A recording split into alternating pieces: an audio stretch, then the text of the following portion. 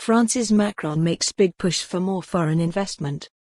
Paris, AP. French President Emmanuel Macron is hosting 180 international business leaders at the Palace of Versailles in a bid to promote France's economic attractiveness despite over 6 weeks of crippling strikes over his government's planned pension changes.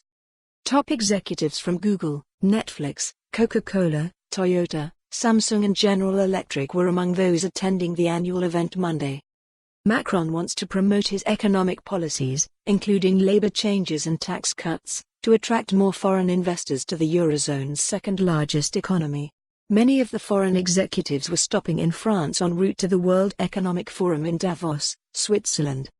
On Monday morning before the gathering, Macron was visiting a plant of British-Swedish pharmaceutical group Astrazeneca in the northern town of Dunkirk. The company announced $500 million in new investments over the next 5 years. Several companies used the Versailles event to announce planned investments in France, Macron's office said. International shipping company MSC on Monday was formally signing a giant €2 billion ($2.2 billion) contract to build 2 cruise ships in the French shipyard of Saint-Nazaire, along the Atlantic coast. The ships to be delivered in 2025 and 2027 represents about 2,400 jobs for over 3 years. MSC also confirmed plans to build other ships in France for an additional €4 billion ($4.4 billion). Coca-Cola said it would invest €1 billion ($1.1 billion) over the next 5 years in France, including in its Dunkirk plant.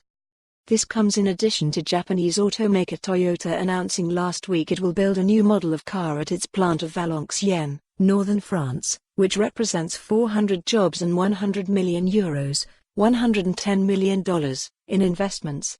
Macron was elected in 2017 on a pro-European, pro-business platform in which he argued that France must become more globally competitive. He has started cutting taxes on business revenue and passed labor changes to make it easier to hire and fire workers and make it harder to get unemployment benefits. For such policies, Macron has faced strikes and protests by French workers, including the Yellow Vest economic justice movement that erupted in November 2018 and prompted street demonstrations for months against France's high cost of living and perceived social injustices. In recent weeks, his plans to overhaul France's pension system have prompted major transport strikes.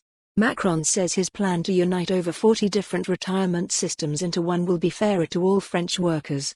French workers who have special retirement deals are objecting, and a wide variety of workers are against any moves to raise the current retirement age of 62. Train traffic was close to normal Monday and the Paris metro was only slightly disrupted. For more on this story, visit the news article link.